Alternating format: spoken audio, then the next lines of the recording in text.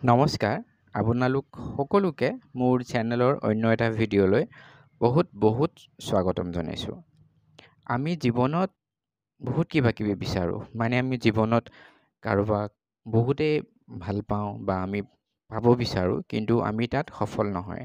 গতিকে আজি মই আপোনালোকৰ কাৰণে লৈ আহিছিলোঁ যিকোনো সম্পৰ্ক সুমধুৰ কৰাৰ এটা মহা উপায়। সেইটো হৈছে শক্তিশালী মোহিনী মন্ত্ৰ। এই মন্ত্ৰটো 3 বাৰ পাঠ কৰি ঘটত পুখুৰীৰ পৰা পানী আনিব লাগে আৰু এই মন্ত্ৰফাঁকিৰে সেই পানীখিনি 3 বাৰ পাঠ কৰি অভিমন্ত্ৰিত কৰিব লাগে। তাৰপিছত সেই পানীখিনি সদায় ৰাতিপুৱা আৰু দুপৰীয়া খালে মন্ত্ৰটোত আপুনি যাৰ নাম উচ্চাৰণ কৰিব সেই পুৰুষজন বা নাৰীজন আপোনাৰ বশীভূত হ'বই। আপোনাক বহুত ভাল পাব। আপুনি যি বিচাৰে আপোনাৰ কাৰণে তাকেই কৰিব।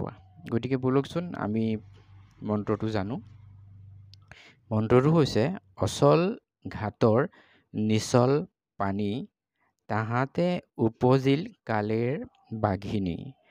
কালুৰ বাঘিনী বুলেন তোৰে অমুকীৰ পাঁচ প্ৰাণ চিত্ৰ আনিয়া দে মোৰে।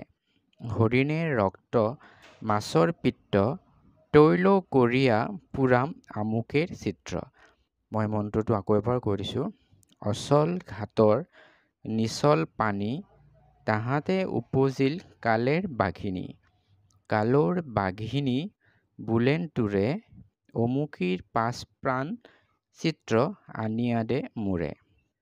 হৰিণেৰ ৰক্ত মাছৰ পিত্ত তৈল কৰিয়া পুৰাম অমুকেৰ চিত্ত। ইয়াত আপুনি অমুকৰ ঠাইত যাক আপুনি বশ কৰিব বিচাৰে বা বশ কৰিব লাগে বা আপুনি যাক পাব বিচাৰে বা আপুনি যাক ভাল পায় তেওঁ আপোনাক ভাল নাপায়, তেওঁক আপোনাৰ ওচৰলৈ ঘূৰাই আনিব লাগে, আপুনি তেখেতৰ নামটো ক'ব। আৰু এনেকৈ ক'লেই যদি আপোনালোকে বিশ্বাস কৰে তেতিয়াহ'লে আপোনালোকৰ কাম সিদ্ধ হ'ব। মই আকৌ এবাৰ মন্ত্ৰটো কৈ দিছোঁ। অচল ঘাটৰ নিচল পানী তাহাতে উপজিল কালেৰ বাঘিনী। কালৰ বাঘিনী বুলেন তোৰে অমুকীৰ পাঁচ প্ৰাণ চিত্ত আনিয়া দে মোৰে। হৰিণে ৰক্ত মাছৰ পিত্ত তৈল কৰিয়া পুৰাম অমুকেৰ চিত্ত।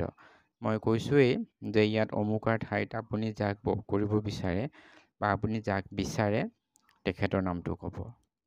গতিকে আজিৰ ভিডিঅ'টো ইমানেই। যদি আপোনালোকৰ ভিডিঅ'টো ভাল লাগিছে তেন্তে কমেণ্ট কৰিব, শ্বেয়াৰ কৰিব আৰু লাইক কৰিবলৈ নাপাহৰিব। ধন্যবাদ।